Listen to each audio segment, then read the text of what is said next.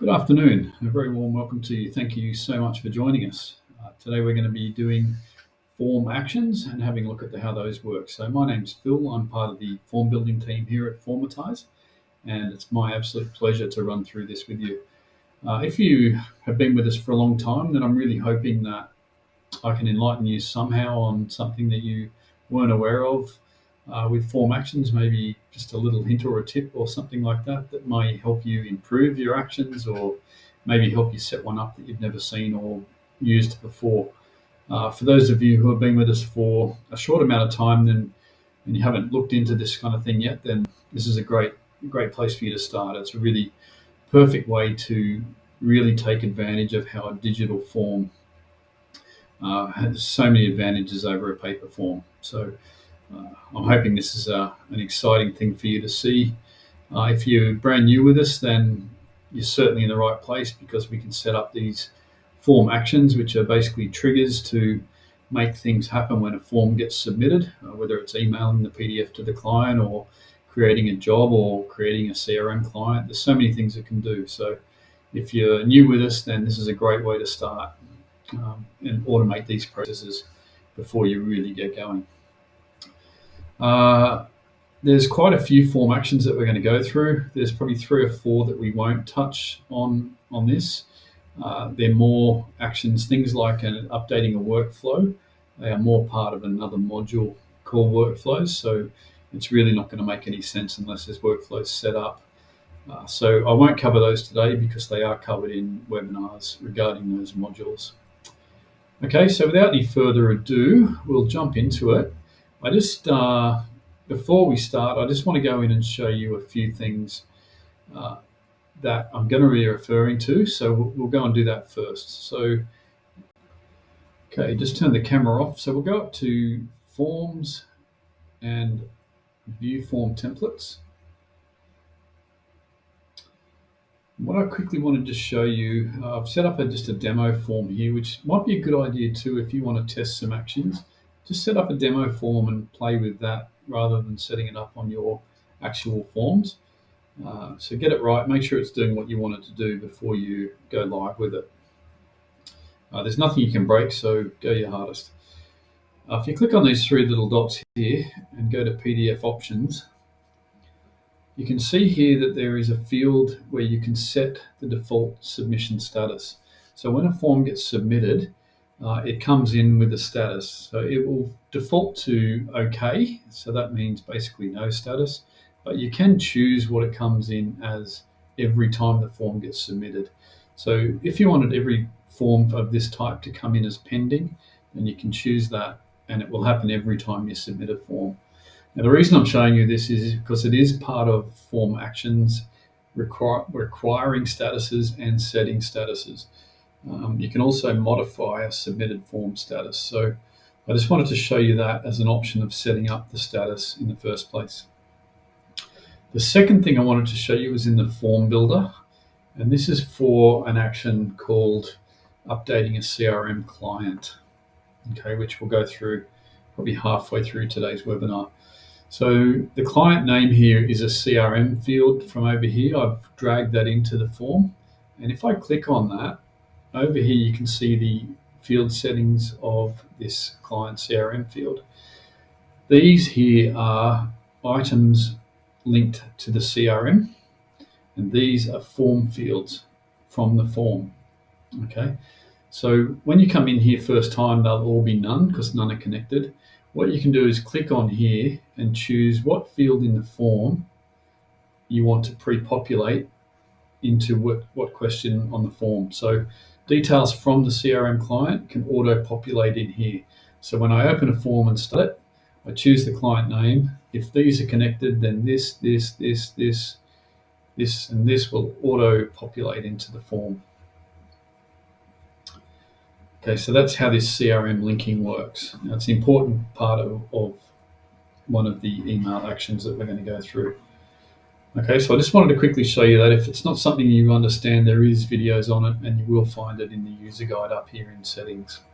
Sorry, up here in the user guide in getting started there. Okay, let's go into the actions now. So we'll go into forms, view form templates. Every form can have its own actions. There's no way to create the same action on every form. They're all individual. Each form can do different things. So we'll click on here and we'll go down to actions. As you can see, there's a whole list of actions here, and we're going to go through most of these today. I'll do email with PDF first because it's probably the largest one with the most detail, and a lot of the items in this are covered in the other ones as well, so we don't have to go through those items once. So I'll choose that, and you can see here now it's chosen email PDF. All these other fields that we need to look at have come onto the page for us to fill in. For an email PDF, you might have more than one email PDF action going. So you might have one set up to go to the user. You may have one set up to go to the client. So this gives you the ability to name the action. So this one you might call it email to client, or email to the user, or email to the office staff. If you create more, then they will appear as tabs across here. So it's very easy to see which ones, what each action is actually doing. Okay, the priority isn't always important. It is important on a couple of the actions, things like creating a CRM client and creating a job, but I'll clearly go through that as we get to those two. Basically, you're just adding, if you want this to be the first action that happens, then you give it a priority of 1. Obviously, the next one will have priority of 2. But I'll make that a lot clearer as we get into that next action. PDF report, you can have what we call a custom report built on a form. If you know, or if you have HTML skills, it is something that you can do. A good example of why you might want something like that is the F1 minimal report here will generate on any form that you build in your account. If, for instance, you wanted to send less detail or different detail to a client, you might want to build what we call a custom report. So it is custom HTML coding that makes certain things appear and other things not appear. So you might want to send a client a copy of the report without all the pricing or something like that. So the custom report can hide items that you don't want them to see, whereas the F1 minimal may contain everything, and that's going to the office. Okay, so for this example, I'll choose the F1 minimal report. That's the main report on every form that's in your account. The PDF file name here, what you add here will actually name the PDF file every time that you submit the form. So you have the ability to add free text here. So it might be just something like report. If it's a certain type of report, you can, like if it's a job report, you can call that whatever you like here. But the cool feature here is it gives you the option to add fields from the form using placeholders. So if you hold down Control and press space, you can now see all the fields in the form. So I want this PDF to be named with the client name, and then I can do it again, and I also want it to have the date. Okay, so every PDF that comes in will have report, the client name, and the date. So it makes it very easy for me to find PDF files that I'm looking for. Email subject works exactly the same way. You can set up the email subject. So this might be, let's do a test here. Fix that one, sorry. And then we'll add, once again, placeholders are available. So this one, we might want the job address. And once again, anything in here is selectable. So you can choose whatever you want to come in as the email subject. So you're only setting this up once. Every time the form gets submitted, it will be grabbing this data from the form and populating it into the email subject. The email content here is basically this email action is sending an email to the client with the PDF attached as attachments at the bottom. Okay, so the email notification is a basic, almost a cover letter that just says this is what the report is, this is when it was submitted by who. So the client receives that with the PDF attachments at the bottom. The reply to address, as this suggests, if you leave it blank, it will the address it's coming from and the reply to address will be your default company email. You can, if you wanted this particular form, submitted form type email to be replied to maybe an admin address or a different office address or accounts or something like that, then when you can add that email address here, and whenever a client replies to this email, it will come back to this reply to address. The from name is exactly the same thing. It might be a person's name or the department or something like that you can add there. If you leave it blank, it'll just use the company default company name. So when we started this webinar, I quickly showed you the form status. So this email action here can be triggered to go or not go depending on the status of the form.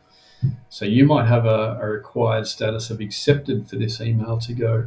So if the form does not have the status of accepted, then the email won't go because it requires that status. Okay. You can also have it set the status. So if the form has got the required status of accepted, so the email's been sent, you can then say, I want it to set the status to completed.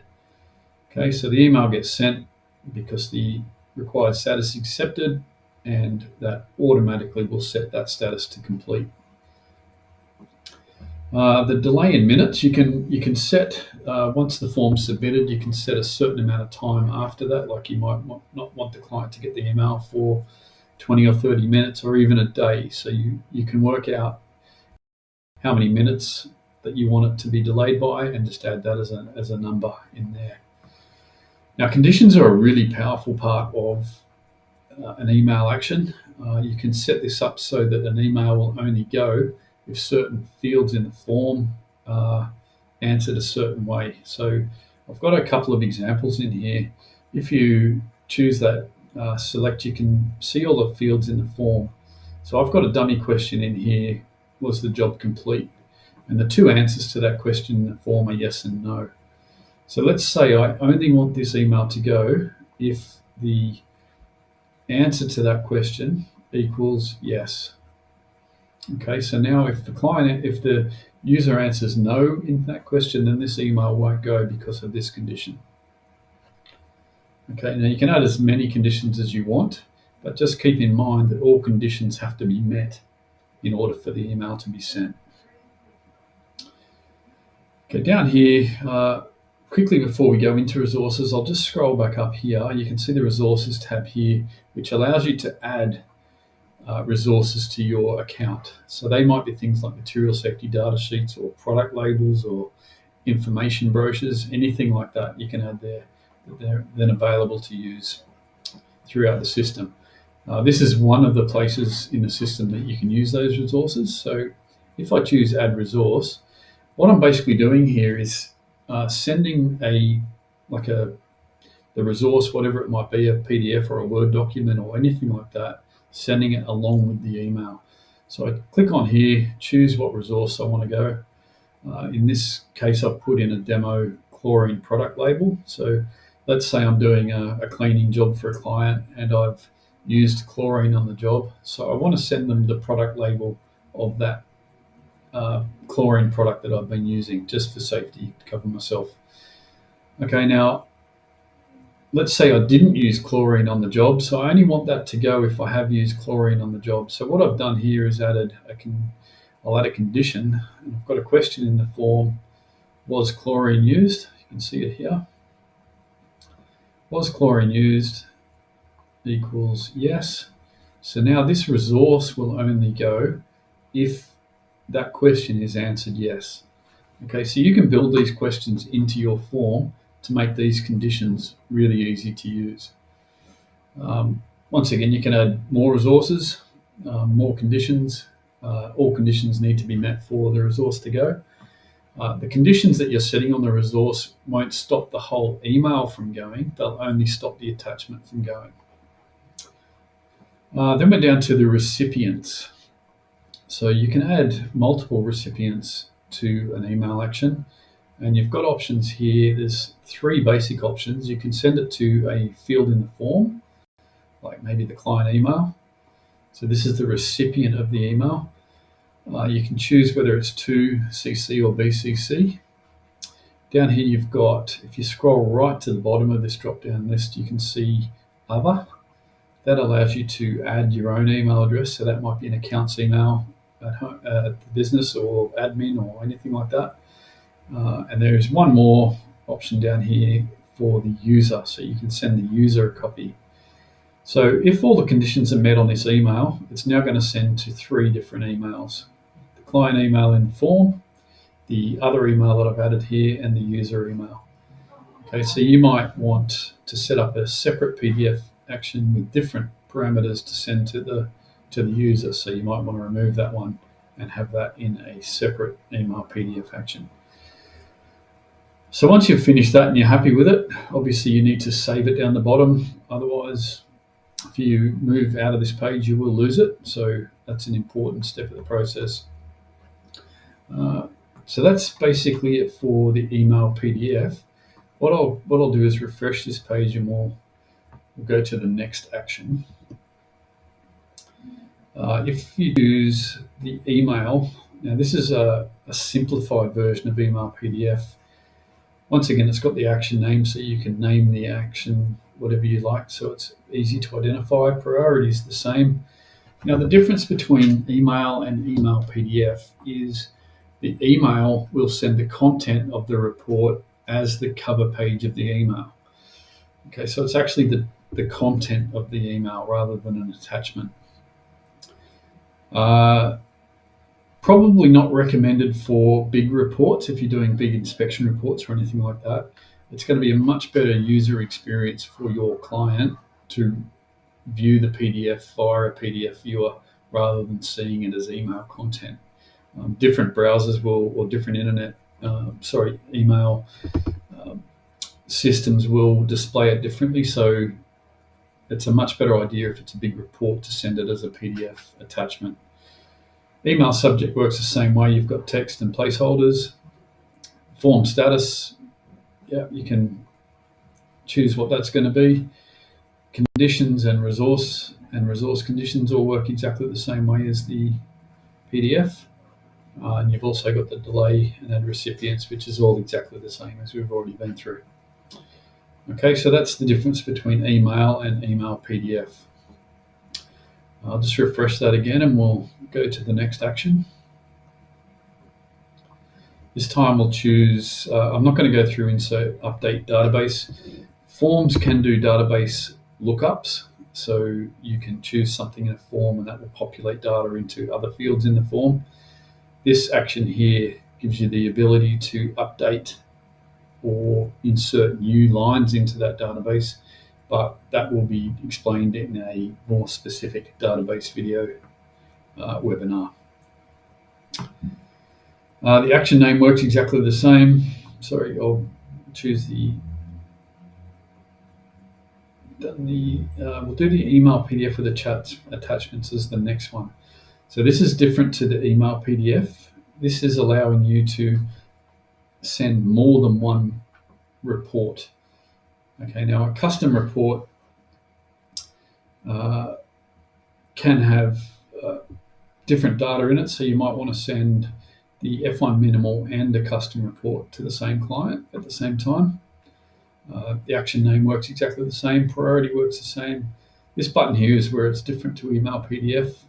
The PDF here you can select, as you can see, I can choose custom report. I can add a file name for that one using text or placeholders, and I can add a condition on whether that report goes, exactly the same as the other conditions work. But the difference here is I can add a second PDF now. So I might want to send the F1 minimal as well. Okay, then now there's standard and repeated here. You really don't need to worry about repeated unless you've got a subheader in your form that's repeating, and this needs to happen more than one time.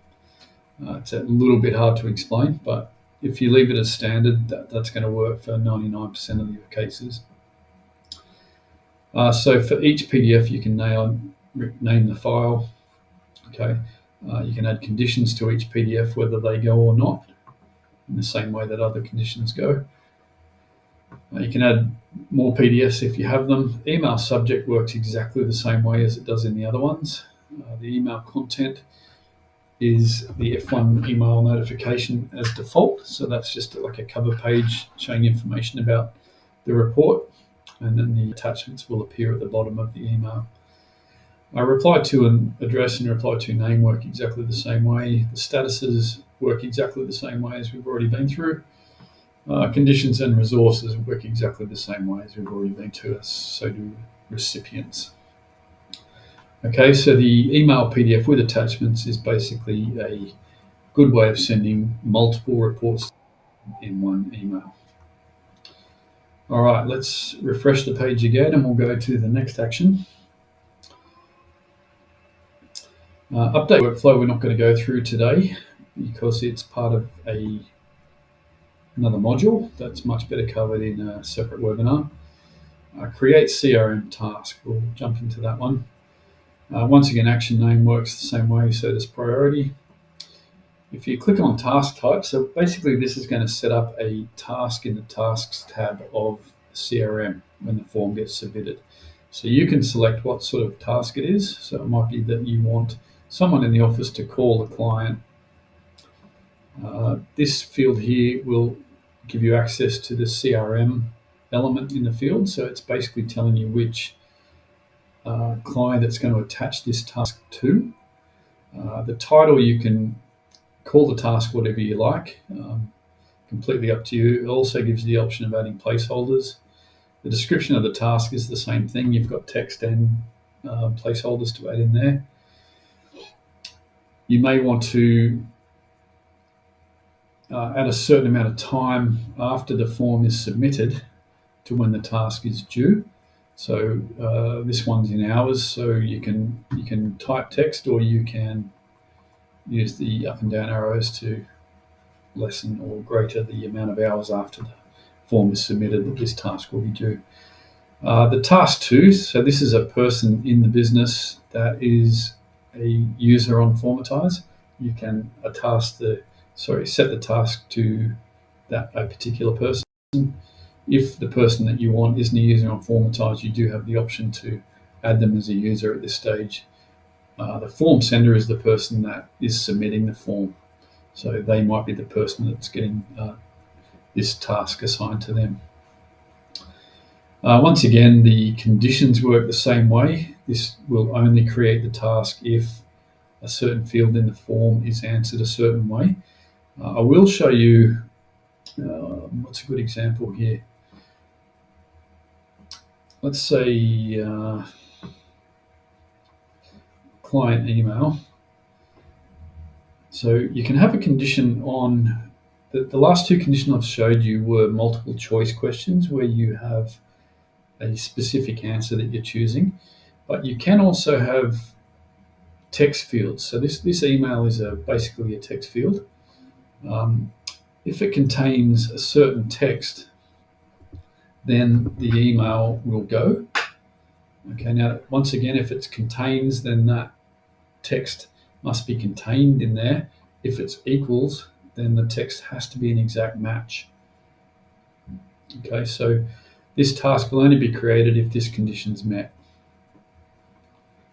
Okay, once again, make sure you save your actions once you're done. Okay, so we'll refresh the screen again and we'll go back into the next action now. So here we'll choose the update CRM client. So this is the item that I was talking about at the start of this webinar regarding a CRM field pre-populating items in the form, things like the mobile number or the email address. So when you select the client in the form, it automatically populates those fields in the form. This action here is set to update any fields that are changed while filling out the form. So if you choose a client, it populates the mobile number, the email. You notice that the email address is incorrect, so you can make changes to the email address in the form, and this action will then update that back to the CRM contact. So next time it's used, it will be the new correct email. Okay, so this is a fairly important one, maybe not to use if you don't trust the technicians out filling out the forms. If yeah, it's a very handy tool if you do. So that's a decision you need to make whether you want your users to have the ability to update things like that from the form. The action name and the priority work exactly the same way, and the only thing you need to do in this action here is select the CRM element. Okay, so this CRM element will now be updated if any changes are made to those fields that are connected. So once again, I'm sorry, going over this a little bit, but it's important. If the fields are not connected to the CRM, if they're not being populated like I showed at the start of the webinar, then these items won't update. Okay, it's only items that are connected to the CRM element. Okay, so that's it for that one. It's a fairly simple one, but a great tool. Would save the actions there once you're done, and we'll go back up and refresh and move on to the next one. I'll just refresh again and we'll move on to the next. Okay, let's go down and choose the next action, which is create CRM lead. So basically you can have lead pipelines in your account for new leads to be chased up. So you may have a form that's creating a new client that when that form gets submitted, it creates a lead. So you can then follow that lead through to being completed. So once again, you can aim the action however you like. The priority. Now this, I'll explain this priority one because it does affect this one here in a minute. The pipeline stages, if you haven't got pipeline stages set up, it's probably best to go and do that first before you do this action. Set the pipeline up how you want it to act, and then come in and do this action. So here you can choose the pipeline that you've built. You can have obviously more than one pipeline. You have different areas of the business might have different sales pipelines. The lead status depending on what you set it here, it will come in as a lead. The billing name, now this is where it gets a little bit tricky. There's two options here. If the form has a CRM client and the client already exists, then that's fine. It will attach this lead to that client. This one down here, you may have another action on this form that's creating a new client. Now this is an exact example where you would use the priority. So creating the client would be priority 1, and then this would then be priority 2. So you want the client to be created first, then it becomes a client in the CRM, then you can attach it to this new client. So basically this one here is telling the system that the client is going to be created and then we're attaching it to that new client. Okay, so I hope that makes sense. It's a little bit tricky to get your head around. It's basically two actions happening. First one's creating the client. Second one is attaching this lead to that new client that's been created. Okay, so that's where priority comes into play. Title, reference, and value. These are all fields where you can select items from the form. The value and expected close date and details. This all depends on how you build your form that you're collecting this data from. Like in this demo form I've added a few fields like that, like the price of job. So I want to know what the job's worth, and that will bring the value into the lead. So I kind of know what I'm playing with as far as how important this job is this lead is to finalize. Expected close date. Different ways of using this. The way I've used it in this demo form is down the bottom here. I've got a date in the form called date job required. So the client might be filling in a form saying that they need this job done in the next 2 weeks. So we've got to quote it. So I can choose that, and then I know when the job is required. So I kind of know the expected close date of when that's going to happen. If you don't add a date in here, then it will just default to today's date, and you can obviously go into the lead and adjust it whenever you need to the correct close date. Details is exactly the same. If you've got a field in the form, you don't have to use this, but I've just added an additional details about the lead into the form, so I can then choose it here so it displays in the lead. Okay, once again, you save the actions to complete that. Okay, so we refreshed that. We'll go into the next action type that we're going to look at today. So we'll click on select action, scroll down, Okay, we've finished the CRM lead. Update asset, we're not going to go through that today as it is part of a separate module for the assets module. Same with the insert update aggregate source. So we'll move into send SMS. So we'll click on that one. As you can see, the action name here, you can name the title of that one. Set a priority if you want to. You can see here your SMS account status is inactive. So if you do have an active SMS account, that will obviously be green and say active. This system works similar to maybe how your toll works. It's a system that you can add credit to that will automatically top up as it needs to. So if you click to activate there, it will take you into your settings and allow you to set that up. Once you've done that and you're green, you're good to go. The SMS message here can be free text. Also, you can see down here that you've got the addition to add placeholders. Keep in mind that text messages do have limits of about 160 characters. So if you go over that, it will be sent as 2 messages. So it's something to watch out for. That's not just a formatized thing, that's across most SMS systems, a text character limit. Down here you've got, so once you've added that detail, down here you've got who the SMS is going to be sent to when the form gets submitted. Okay, so obviously you can pick fields from the form like always. So if you've got a mobile number going into the client, it may not be an SMS to the client, it may be to a particular person in your office. So you can choose other and add a mobile number in there. The other option is maybe to the user that submitted the form. So you can choose that and it will just grab that number from that user's profile. Once again, you can add conditions to this, of this SMS going, same as any other condition on any other action. Okay, that's about it for SMS. It's fairly straightforward. I'll just refresh again and we'll move on to the next one. Create CRM client. So this one's a little bit tricky, as in there's a couple of options here. Action name and priority work the same way. The billing name here, you'll notice that the CRM element isn't showing.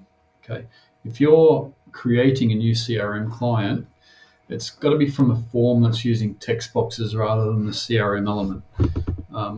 If the form that's doing this job is a web form, then you don't want clients looking up the CRM element to see all your other client names. So the idea of this is that you use text boxes and that then converts those text boxes into the relevant fields for a contact in the CRM. So I've built the form to do this job. So if I click on first name here, if I scroll down, you can see that I've added those fields into the form because I want the first name to go into the first name, surname I want surname, so on and so on, email and mobile. Exactly the same thing with location. In my demo form, I've added those fields. So whatever's entered into Street 1 in my form will go into Street 1 in the CRM contact location. Okay, so once you've done that, you can save the actions. Every time that form submitted, a new client will be created. Okay, next we'll refresh again and we'll go into second last one, which is create job. Okay, so this is when the form is submitted, a job can be created in the jobs tab. Action name priority work the same way. Job title, this can be anything you want from the fields in the form. You can also add free text into that, so you can just type whatever you like. Billing name and location can be selected. Once again, if this is creating a job is a second action on the form after a client's been created, then obviously this needs to be priority 2. Creating the client would be priority 1. This action would be priority 2. So once the client's created, then this job can be assigned to that client. So in that instance, you would choose this one here. So once the client's created, then assign this job to that client. Location, zone, order number, assign to, or these three fields are all fields from the form. So you can go through and choose where the location of the job is going to be from the form. The assign to, you've got the option to have it as an unassigned job in the queue, or you can assign it to a particular user in the form. Job type, if you've got job types set up, then they're all going to be available here for you to choose from. And if you've got a due date and a due time in the form, then obviously you can choose those to be the due date and due time of the job. If not, they will default to today's date and today's time, which as an unassigned job, you can go and edit those times and dates for when you know exactly when the job is supposed to happen. Job description, once again, is free text, or you can use placeholders. And once again, you can add conditions to whether this job gets created. A good example of that is you might have a question in the form like we have. Is the job complete? If the answer is no, then we want the job to be created. Okay, if the answer is yes, then the job won't be created because the job's complete. Okay, so that's just an example of how a condition might be used on the creation of a job action. Okay, last one, we'll just refresh the screen. Last one we're going to go through today, we've got the last one is modify form status. This one's very basic. Action name and priority, same as all the others. Requires status. So if you might have a form that has a status of pending, so you don't want to update the status of this form unless the form is already pending, and you want it to set it to accepted. Okay, so when this form's submitted, if it has a status of pending, it will now send it just to accepted. Okay, if that one is left as none as okay, it doesn't matter what the status of the form is. When the form's submitted, it will change the status of that form to accepted. Okay, so this one here is definitely optional, whether you require another status. And once again, the condition can be added for any field in the form, any question in the form to be answered a certain way for that condition to be met, for the status of the form to be modified. Okay, so that's about it. I really appreciate you wanting to know more about form actions. I really hope that it's been a beneficial time for you. Please remember that we're here to help. So if you have any questions, you can send an email to support@Formatize. One really easy way to do it is go up into this section here and support ticket. Ask any questions you like. One of our friendly support staff will come back to you. One really important thing to remember up here is the user guide, which can pretty much answer any question that you have. If you've got something very specific, then maybe you won't find the answer there, but it's always a great go-to before you come to support, just to save you time, if nothing else. So the user guide's a great tool. Lots and lots of information in there. But if you can't find the answer you're looking at, please don't hesitate to contact us. We'd love to help you get your business as streamlined as possible. Okay, thanks so much for joining us, and we look forward to providing another webinar shortly.